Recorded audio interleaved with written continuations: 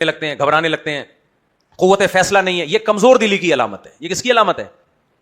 بولو نا, کمزور دل. یہ عیب ہے, اور مرد کے اندر یہ بہت بڑا عیب ہے. آج عصر میں ایک بندہ آیا, کسی کا راز فاش نہیں ہو رہا, بیگم کی کوئی بات تھی تو میں نے اس کو سمجھایا, تو کہہ رہا میں کیا کروں, میں چھوڑوں, میں نہیں چھوڑوں, میں چھوڑوں, میں چھوڑوں. بہت بڑا جرم تھا اس کی بیوی کا, جو ناقابل معافی تھا. تو کہہ رہا مجھے, کہہ رہی ہے معاف کر دو. میں نے اس سے کہا دیکھو ایک فیصلہ کرو, یا تو معاف کر کے بھول جاؤ ہمیشہ کے لیے, یا چھوڑ دو اور ہمیشہ کے لیے اس قصے کو ختم کرو. کہہ رہا مجھ سے فیصلہ ہی نہیں ہو رہا, پتہ نہیں کتنے مہینے سے لٹکا ہوا ہوں, فیصلہ ہی نہیں ہو رہا. میں نے کہا یہ جو کنڈیشن ہے نا, یہ آپ کی زندگی تباہ کر دے گی. آپ کے پاس دو ہی آپشن ہیں, یا معاف کرو اور بھول جاؤ, پھر دوبارہ نہیں دہراؤ, یا قصہ کیا کرو, فارغ کر کے ختم کرو, ایک طرف ہو جاؤ. تو کہہ رہا ہے اگر میں چھوڑ دوں گا یوں, تو میں نے کہا کوئی گناہ نہیں ہوگا, جو کنڈیشن آپ نے بتائی اس میں چھوڑنے میں کوئی گناہ نہیں ہے, لیکن ایک فیصلہ کرو. تو یہ کمزور دلی ہے نا, فیصلہ ہی نہیں ہو رہا, ڈر رہا ہے ادھر, وہ بھی رکھتے ہوئے بھی ڈر رہا ہے, چھوڑتے ہوئے بھی کیا کر رہا ہے. کنفیوزڈ آدمی دنیا میں کبھی بھی کامیاب نہیں ہوتا. دیکھو کیا یار بات سے بات نکلتی ہے, میں کیا کروں, میرا قصور نہیں ہے نا. غزوہ احد میں یہ جو میں نے جملہ کہا ہے نا, کنفیوزڈ آدمی دنیا میں کبھی بھی کامیاب نہیں ہوتا, اس دعوے کو ایکسپلین کرنے کے لیے مثال دے رہا ہوں. کیا کروں, کنفیوزڈ آدمی, غلط فیصلہ ہو جائے نا اتنا برا نہیں ہے, کنفیوژن میں رہے ساری زندگی یہ زیادہ برا ہے. غلط فیصلے کی تلافی ہو سکتی ہے, کنفیوز نے تو کوئی فیصلہ ہی نہیں کیا ہے, تلافی کس چیز کی کرے گا وہ, سمجھ میں نہیں آ رہی بات.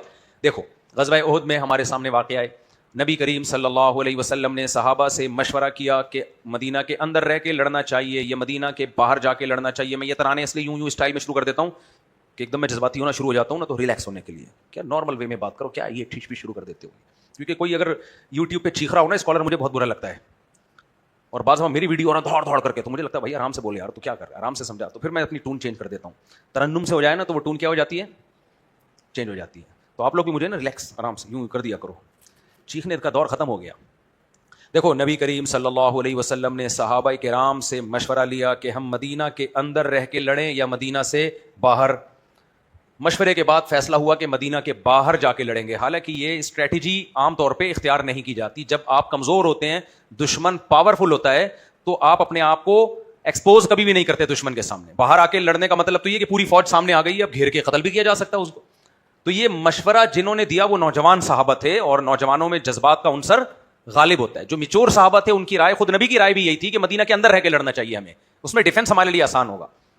لیکن جو ایک فیصلہ ہو گیا بھائی, اس فیصلے کا نتیجے میں کیا ہوا, شکست ہو گئی.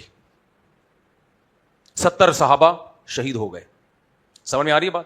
اب صحابہ شرمندہ ہوئے کہ یار ہم نے مشورہ دیا تھا باہر نکل کے لڑنا چاہیے, اور اس مشورے میں کیا ہوا, نقصان ہوا, اور نبی صلی اللہ علیہ وسلم کو ہماری وجہ سے نقصان اٹھانا پڑا.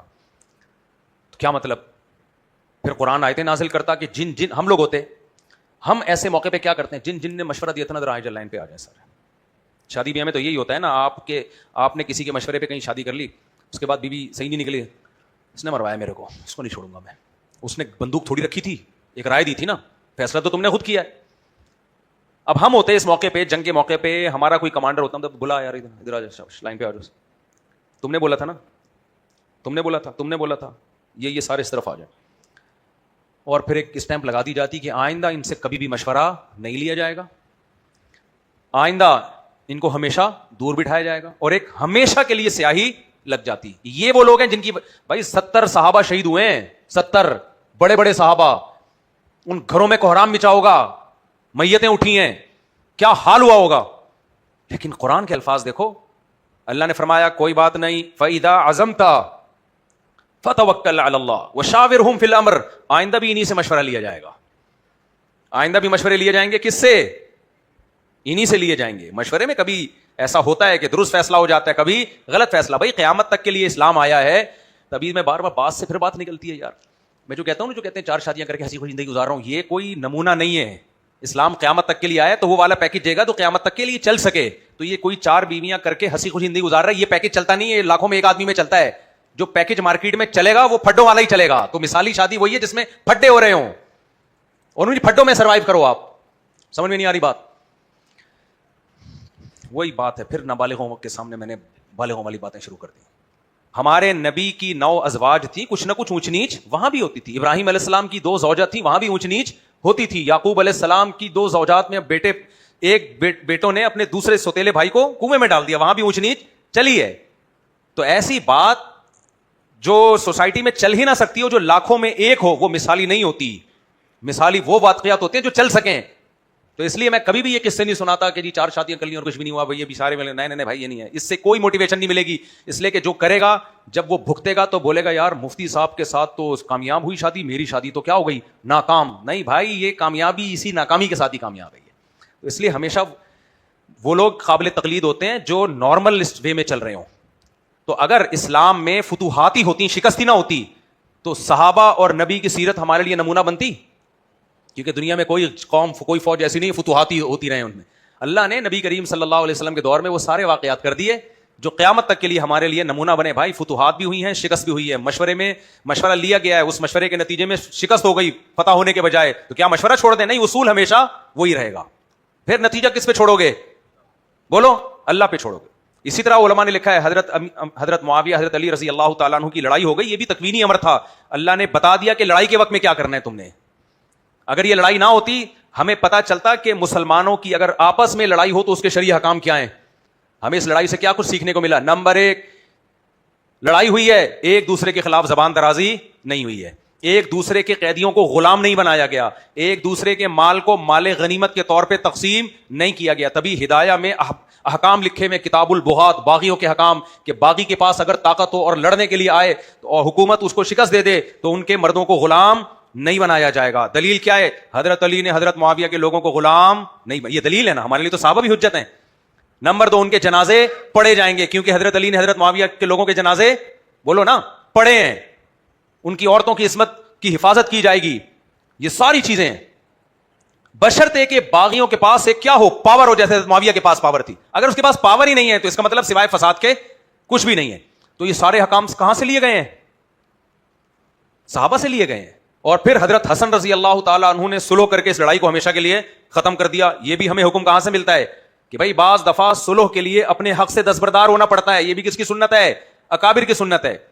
تو اسلام جو ہے نا, چونکہ قیامت تک کے لیے آیا ہے, تو اس نے حکام وہی دینے جو قیامت تک کے لیے ممکن ہوں. تمام دیکھو, ایک بڑی زبردست بات ہے اسلام میں, یہ جو کہتے ہیں نا باندیوں کے نظام پہ بڑا اعتراض کرتے ہیں کہ کیا اسلام میں غلام اور باندیاں تھی. بات یہ ہے کہ اگر دنیا میں فیوچر میں کوئی جنگ چھڑ جاتی ہے, آپ کے پاس اتنے جنگی قیدیوں کو رکھنے کی جگہ ہے, اور جنگی قیدیوں کے ساتھ ہوتا کیا ہے, ہمارے پاس تو غلام اور باندیوں کا ایک پیکج ہے.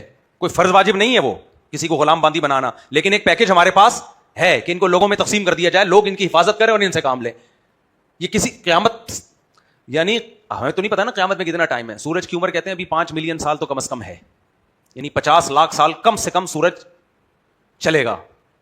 اگر قیامت نہ آئی تو, قیامت آ گئی تو گیا, یعنی قیامت نہ آئی تو اتنا چلے گا, قیامت آ گئی تو گیا, اور قیامت نہیں آئی تو بھی اتنا ہی چلے گا, اس سے زیادہ.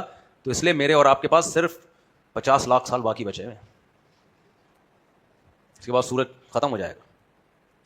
کوئی بات نہیں, ہم نے کیا کرنا, اتنا سکون سے ہم زندہ رہیں گے. خیر, تو اسلام کے پاس ایک پیکج ہے کہ بھائی یہ بھی ایک طریقہ ہے, فرض نہیں ہے وہ, لیکن اسلام کے پاس ایک آلٹرنیٹ ہے. قیدیوں کے بجائے یہ والا طریقہ بھی اختیار کیا جا سکتا ہے, قیامت تک کے لیے ہے نا, ان کے پاس تو کچھ ہے ہی نہیں.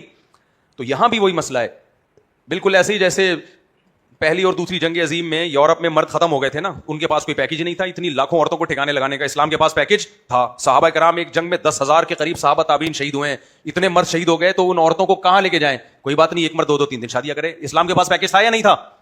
تو ان لوگوں کے پاس ہے ہی نہیں. تو اسلام قیامت تک کے لیے آیا, اس لیے وہ تمام چیزیں 23 سال میں وقوع پذیر ہوئی ہیں جو ہمیں 23,000 سال تک کے لیے درکار تھی. تو اب دیکھو, نبی کریم صلی اللہ علیہ وسلم نے مشورہ لیا اور نتیجے میں کیا ہوا؟ نقصان.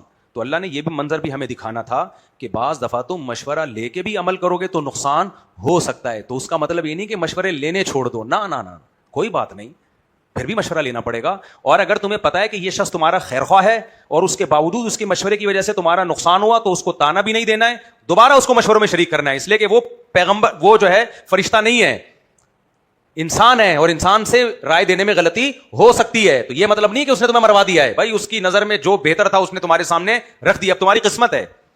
تو قرآن کے الفاظ دیکھو, اللہ تعالیٰ فرماتے ہیں وَشَاوِرْهُمْ فِي الْأَمْرِ, اے نبی ان لوگوں کے مشورے کی وجہ سے غزوہ احد میں آپ کو نقصان ہوا, کوئی بات نہیں, اس نقصان کی نسبت ان لوگوں کی طرف نہیں کرنی, بلکہ نقصان کی نسبت اللہ کی طرف کرنی ہے کہ اللہ نے یہ نقصان کسی حکمت سے کروا دیا. وہ حکمت کیا تھی؟ وَيَتَّخِذَ مِنْكُمْ شُهَدَاءَ, بہت سے لوگوں کو اللہ شہادت کے مرتبے پر فائز کرنا چاہتا تھا. اللہ چاہتا تھا یہ دنیا کی آزمائشوں سے نکلیں, انہوں نے بہت کو اسلام کے لیے قربانیاں دی ہیں, ان کو شہادت دے کے جنت میں داخل کیا جائے. دن میں سید الشہداء حضرت حمزہ رضی اللہ تعالیٰ عنہ بھی تھے. تو یہ سوچا جائے گا. تو آگے قرآن نے کہا وَشَاوِرْهُمْ فِي الْأَمْرِ, ان سے آئندہ بھی مشورہ لیں. پھر کیا ہوگا؟ اب ایک اور سوال پیدا ہوتا ہے, اے اللہ پہلے جب مشورہ لیا تھا تو نقصان ہوا, اب تو کہہ رہے آئندہ بھی مشورہ لیں. اب اگر مشورہ لیا تو کھٹکا لگے گا کہ دوبارہ نقصان نہ ہو جائے. اللہ نے حکم تو دے دیا ہے لیکن نتیجے کی ذمہ داری اللہ نے لی ہے. بہت مشکل ہے. دیکھو اللہ تعالیٰ یہ کہہ سکتے تھے نا اس دفعہ مشورے کی وجہ سے نقصان ہو گیا,